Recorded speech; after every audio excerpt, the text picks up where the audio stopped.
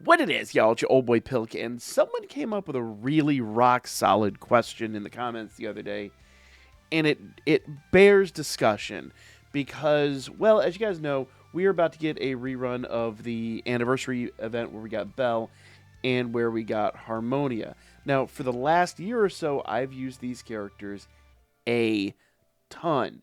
So the question kind of becomes: should you be farming crystals? Should you be farming sealers?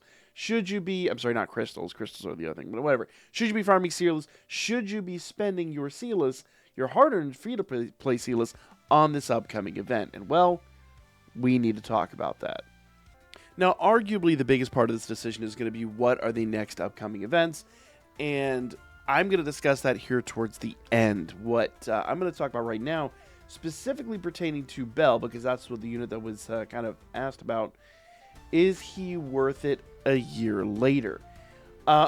First things first, let's look at his stats and look at what he does, okay? I'm going to max this guy out just for the sake of argument's sake. Mine only has 2 limit breaks, and my experience with him might be a little underwhelming compared to other people. In fact, current value for me, Belle was my first level 90 unit, and I don't regret that at all. He was phenomenal when I brought him up to level 90, and he's been really good. He's been a really rock-solid go-to ever since then, with an exception to that, but we'll talk about that in a minute. Power, 10,110. Not the greatest, but it is what it is. HP, 97, 96. Strength, 759. That's really good. Even his vitality and his dex scores aren't bad at all. But let's max this dude out and check it out.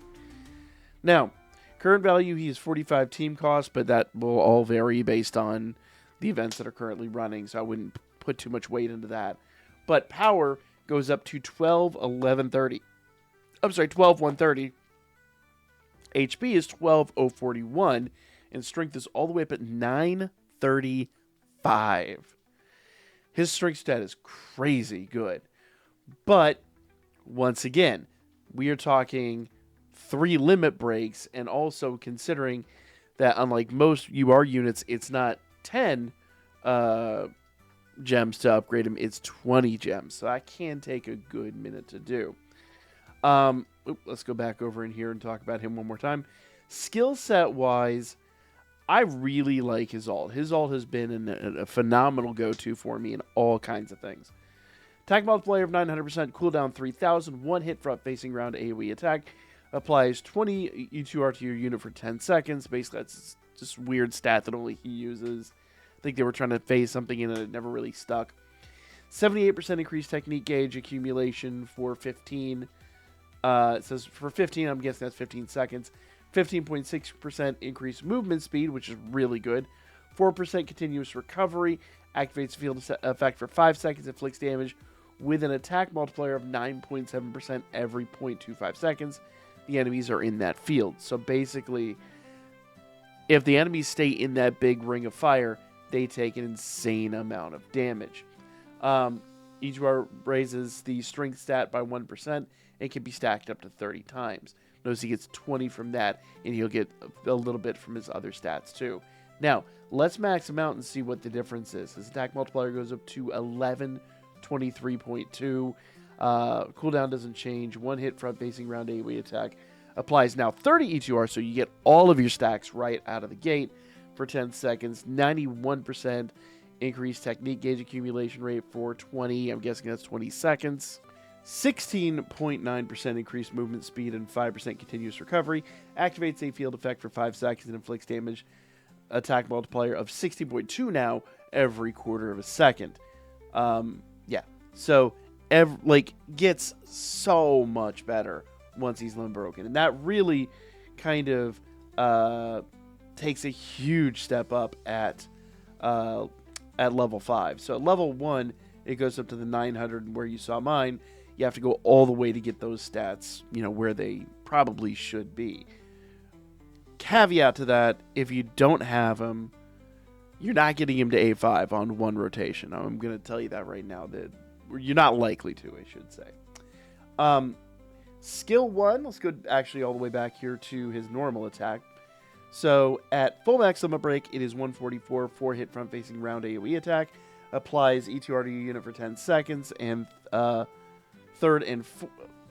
the third and fourth times. So third and fourth hits. E2R raises strength stat by 1% and can be stacked up to 30 times. And at a 0, that's 124 without all the other stuff. He doesn't really get all that until his second limit break, which is the main reason why I did that a while ago. So you have to get him to the second limit break for that to be really worthwhile. It's really good. It's handy. But, you do need limit breaks in order to make this guy good at all. And that is one of the problems that I had with him is at a 0, he wasn't really that functional, unfortunately. Skill 1, attack multiplier of 140%, cooldown 400. 5 hit front-facing round AoE attacks applies 32.5% reduced technique cooldown to your unit, which is really good. Basically gets it that much faster. Applies 10% reduced special move cooldown. Once again, gets your ult a little bit faster. It consumes 2 E2R of your own unit. So remember, like, if you go down here, you get like 30 or whatever you get. It's going to consume 2, but it's really worth it. So when does this upgrade? Well, it gets a big upgrade at Limit Break 1. Prior to Limit Break 1 at a 0, you're down here to 1.7. I'm sorry, Limit Break 2, it bumps you up quite a bit.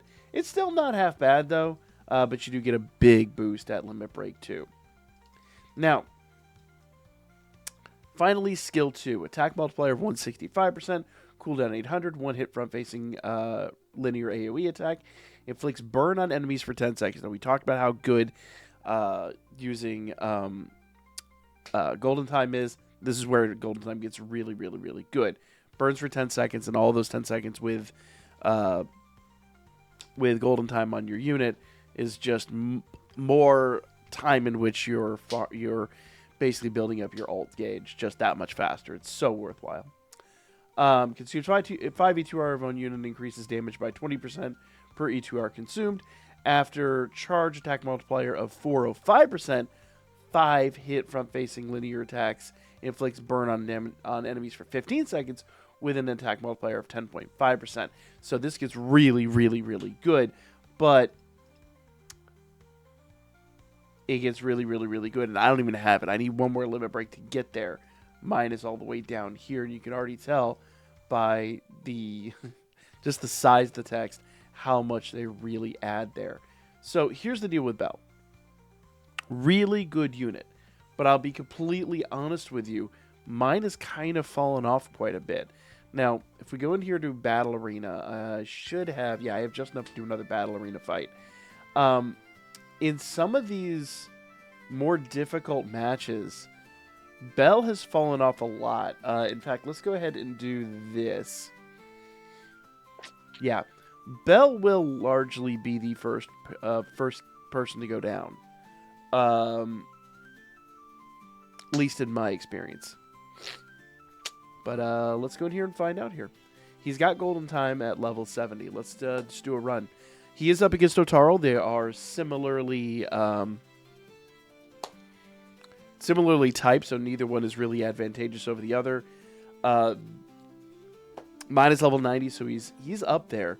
But Otaro doesn't produce a huge amount of damage. But the main thing Bell's designed to do there on my team is go out in the center and produce this big fiery area of effect. There, he's gonna do it again. Nice. So when he works.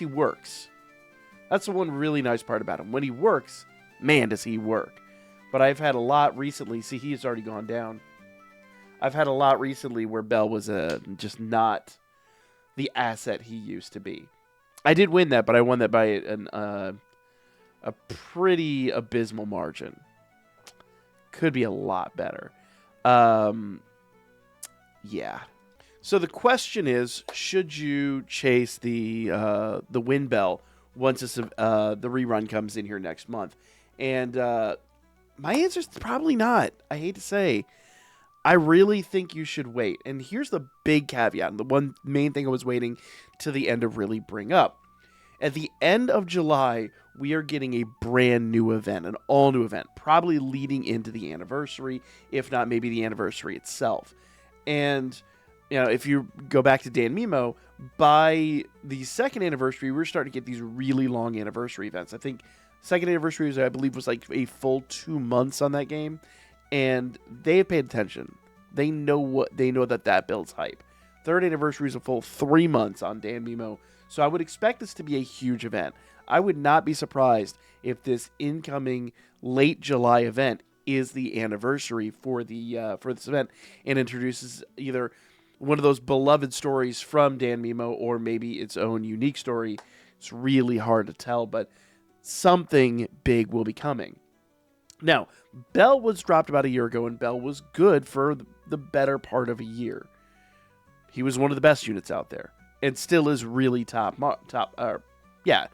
gets top marks. I'd give him like he's been S tier up until about anniversary and a half. After that, he dropped down to about an A. There are people that can make him really good, but if you don't have him maxed out, unfortunately, I just don't feel like he's worth it. And are you going to chase him to max? Now, it's 44,000 Sealess just to do a full rotation. So my 2 cents, for those of you guys that are free to play out there, save your Sealess and go into the anniversary or whatever this new event is coming up fresh and ready to go. I think that is going to be a way better use of your Sealess, way better use of your skills. If you have Bell A0, good, awesome. Maybe, accrue some rainbow gems and things like that. Get him upgraded. For me personally, I just finished Artemis. I will probably start going into Ryu, maybe. Though in hindsight, honestly, I got Bell level 2. I might honestly, do a couple summons on the banner when it comes back. If I get one, great. If I don't, I don't. And then just probably, rainbow gem him up. I think is going to be kind of the best way to handle that whole situation. We just got a bunch of rainbow gems for the lead bonds, so I'm going to be messing with that. And, maybe he's a good candidate for rainbow gems. But at the moment, I think, honestly, leave the banner alone. Maybe do 2-3 summons, but don't go crazy. That's my 2 cents. I would say wait for the new event incoming. But if you have a solid argument, comment section's all yours. And make sure you guys subscribe if you haven't already. And I'll be back with more, probably, I'm going to assume, lukewarm takes coming up real soon.